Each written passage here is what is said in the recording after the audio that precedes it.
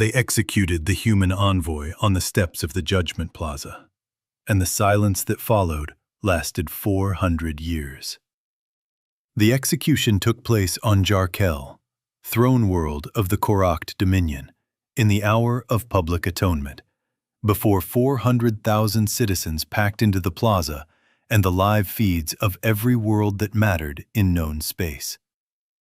They marched the Terran envoy, Ilara Vance, up the black steps with her wrists bound in ceremonial chain, her gray traveling coat still creased from a voyage she had never been allowed to finish.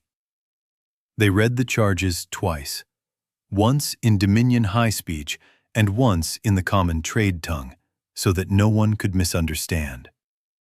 Her crime, according to the tribunal, was obstruction of sacred law.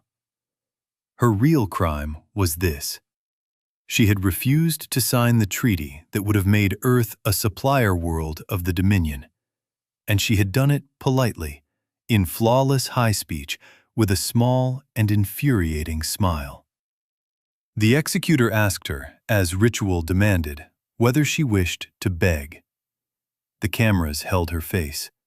The plaza held its breath. And Ilara Vance, linguist, historian, the unarmed voice of a planet that had not lifted a warship in anger in 400 years, looked up at the assembled power of an empire and said quietly, "Before you do this, forward the minutes to Earth. Article 7 is in force." They thought it was a prayer. They recorded her objection, checked the box, and lowered the beam.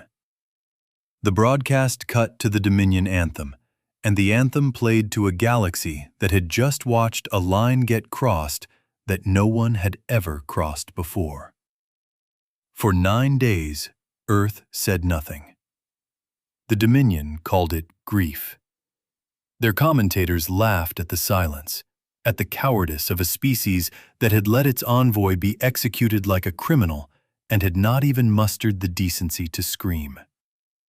The overlord of the Koracht Dominion appeared before his assembly, draped in the ceremonial light of 10,000 years of empire, and declared that Earth had accepted its lesson.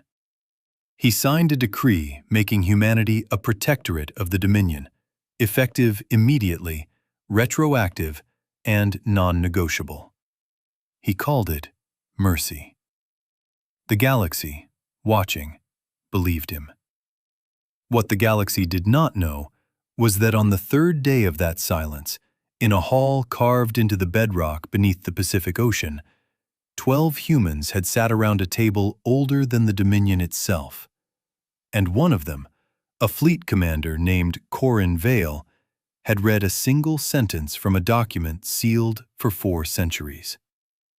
The sentence was a clause, and the clause was a trigger. Article 7 of the Terran Accord read, "If a Terran citizen dies by the deliberate order of any foreign power, every human asset beyond the Sol exclusion zone shall withdraw from service, without exception, without delay, and without negotiation, until such time as the Terran Accord declares the offense remedied."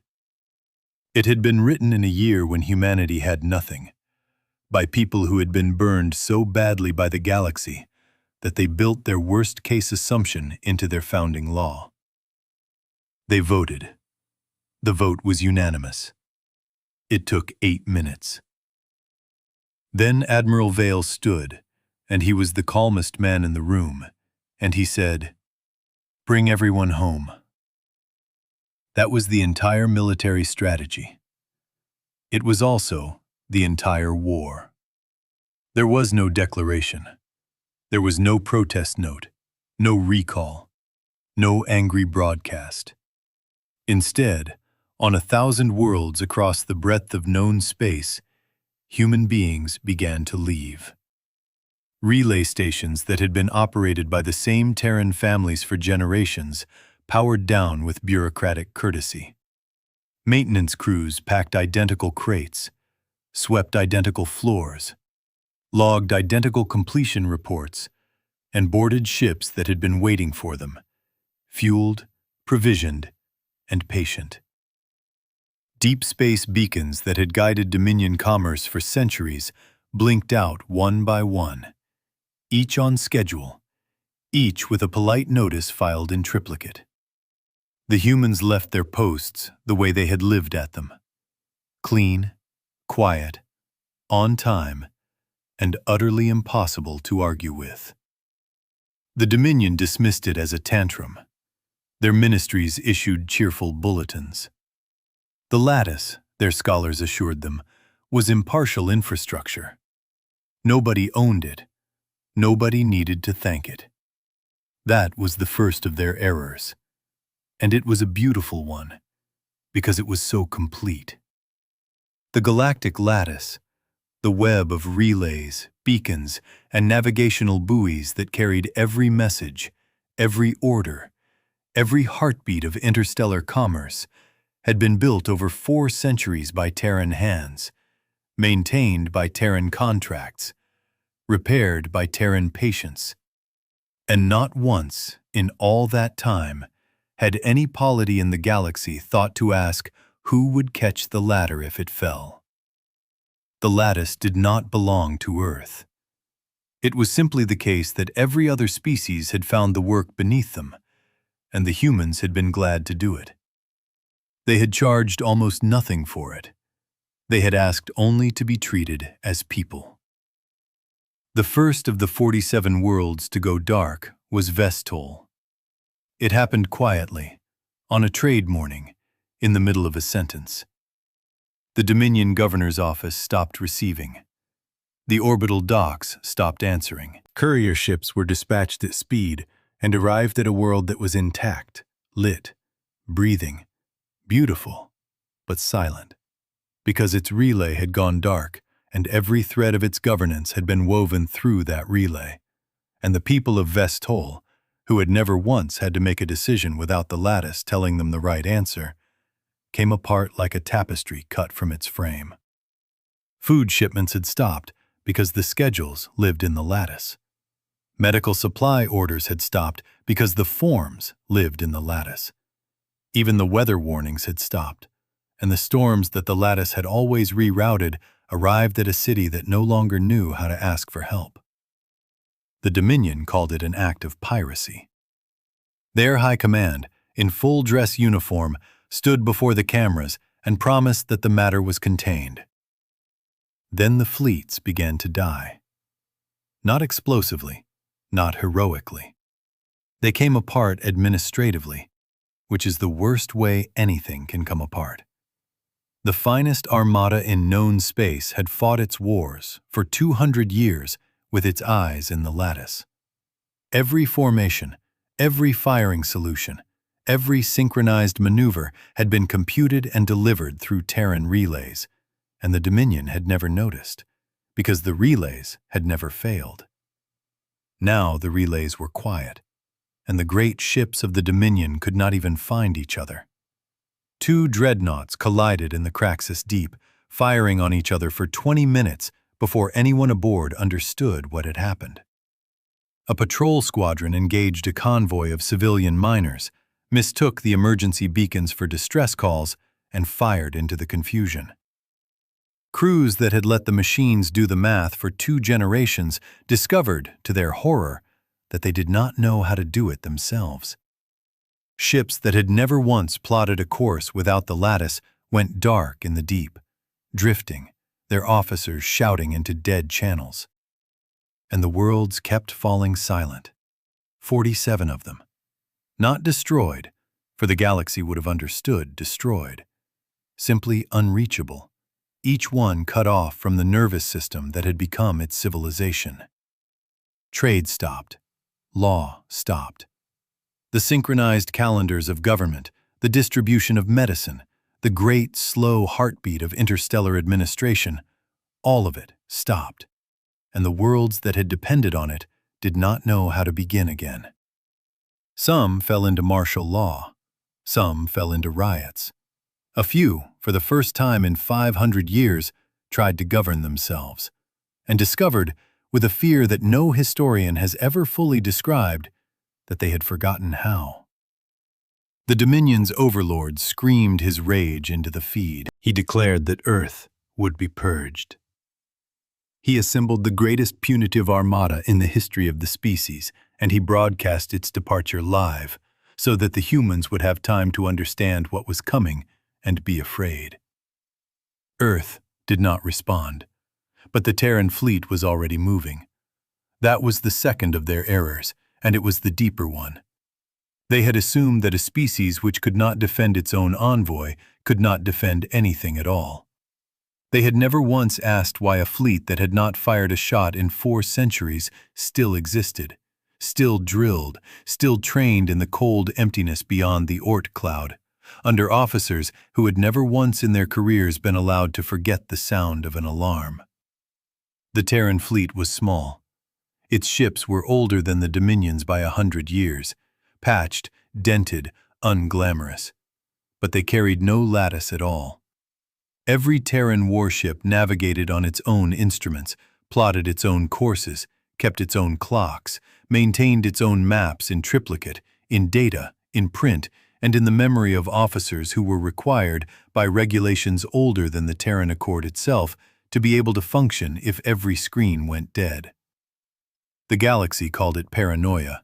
Humanity called it being ready. And there is a difference, the way there is a difference between a superstition and a door. The revelation came not from Earth, but from a Dominion historian, an old woman who had spent her life cataloging the lattice and had one day, staring at a maintenance manifest, felt the floor of her understanding give way. She went on the public feed with shaking hands and told her people the truth. The lattice was not impartial. It had never been impartial. It was Terran. Terran built, Terran owned, Terran operated, on a treaty trivially renegotiated every decade and signed by every major power without being read. The impartial infrastructure of the galactic age was, and always had been, one species maintenance contract. And the clause they had just triggered was older than the treaty itself.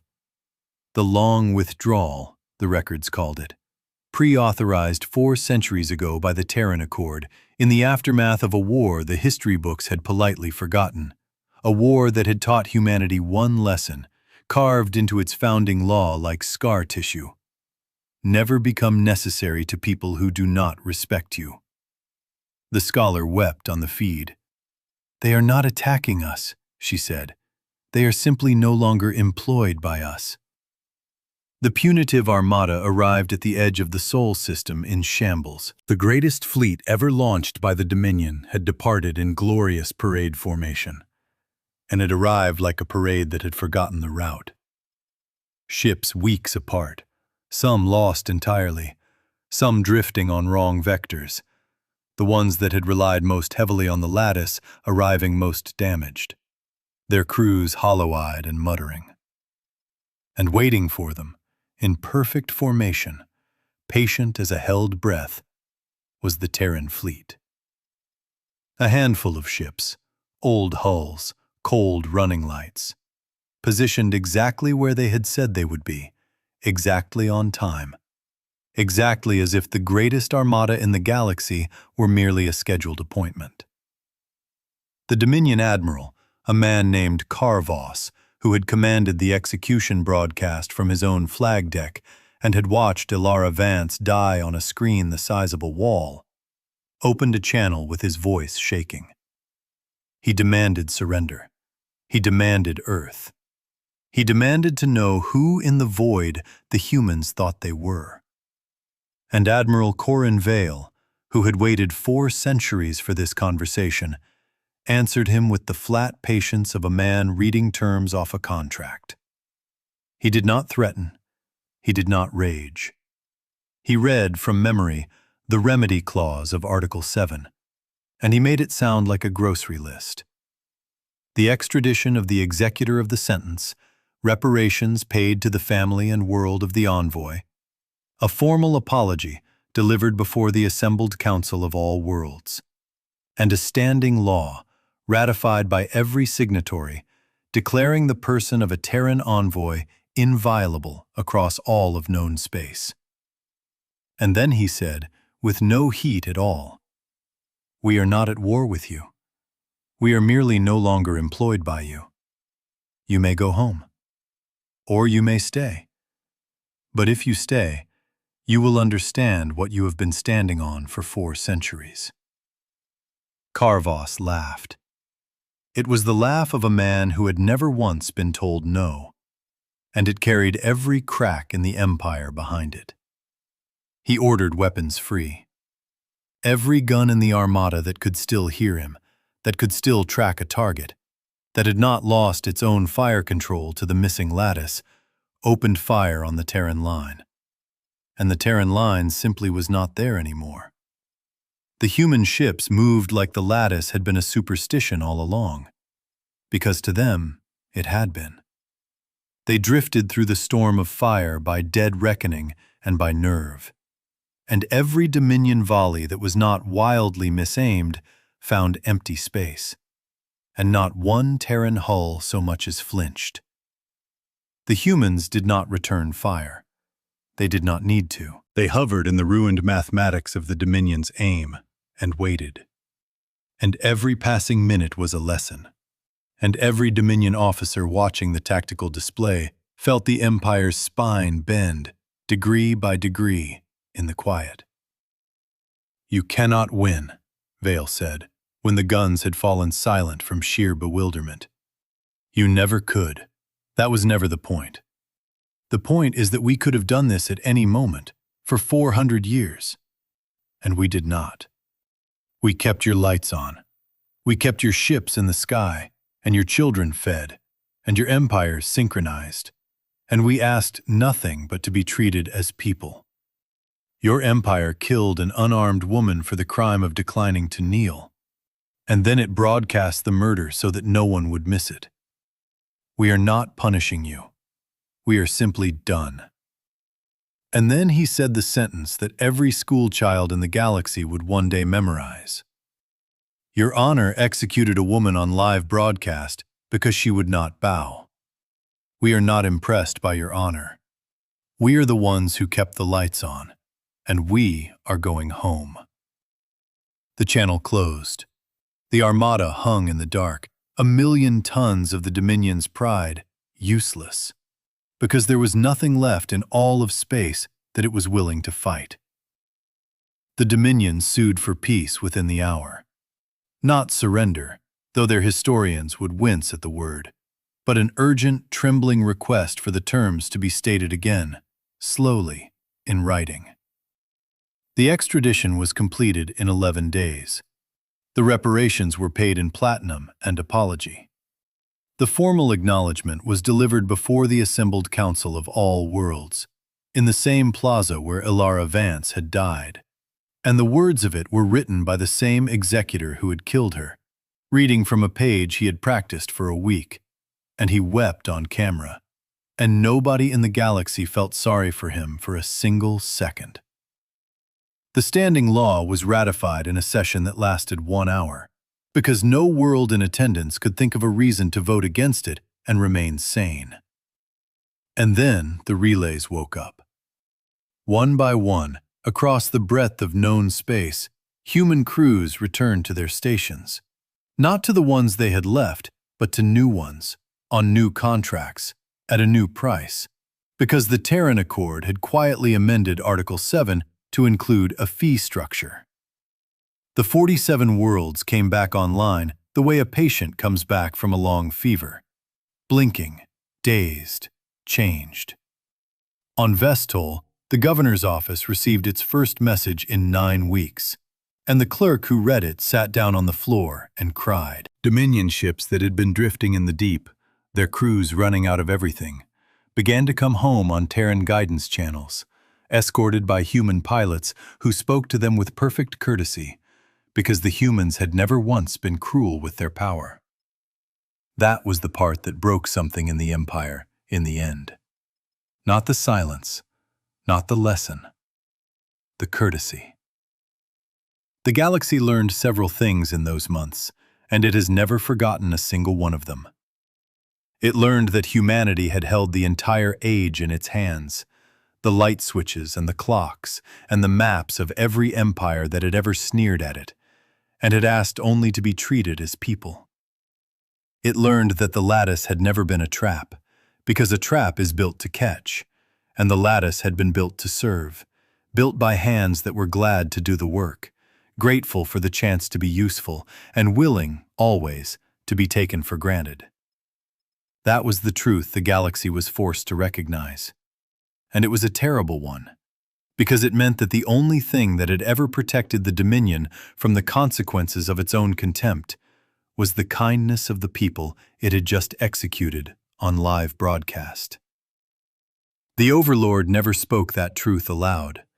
The Admiral Carvos said it once, in a private interview years later, when the Empire had shrunk to a shadow of itself. Asked why the Dominion had lost, he stared at the interviewer for a long time. "We never lost," he said. "We were just finally seen." The Envoy's smile returned to them in the end, the way such things do. It was on every history feed for a generation. Scholars studied it, frame by frame, hoping to decode the exact moment a woman sentenced to death had understood something the whole galaxy had missed. And her smile never changed, and her words, "Article 7 is in force," were eventually carved into the wall of the Judgment Plaza, below the plaque that lists the worlds that lost contact. 47 of them, in alphabetical order, and then a line in smaller letters that no one ever quite knew how to read without a chill. All restored. All remembered.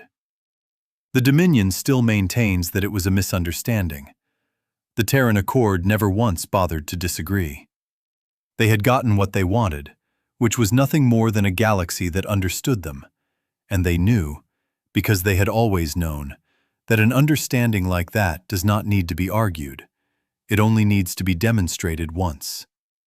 And somewhere on Earth, in a sealed archive beneath the Pacific, a 12-seat table still bears the scratches of 4 centuries of hands. The recording of that transmission still plays on loop in a room with no windows, for the benefit of officers who are required to watch it once, and required to understand it forever.